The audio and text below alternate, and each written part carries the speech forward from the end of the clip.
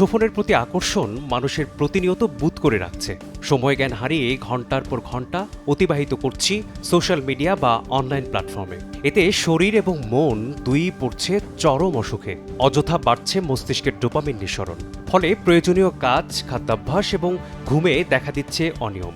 আজ জানাবো ফোনের প্রতি অনিয়ন্ত্রিত আকর্ষণের কারণ এবং এর থেকে পরিত্রাণের উপায়।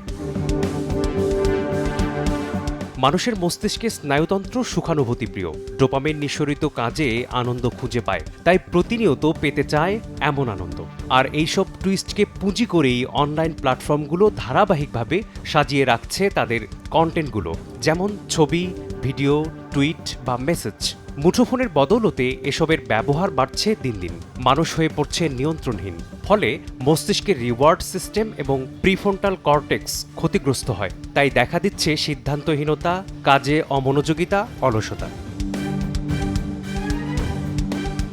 মুঠোফোনে স্ক্রলিংয়ের সময় মানুষ একটা ফ্লোয়ের মধ্যে ডুবে যায়। সাইকোলজিতে ফ্লো বা ফ্লো স্টেট বলতে এমন অবস্থা বোঝায় যখন কেউ কোনো কাজে পুরোপুরি মগ্ন হয়ে পড়ে।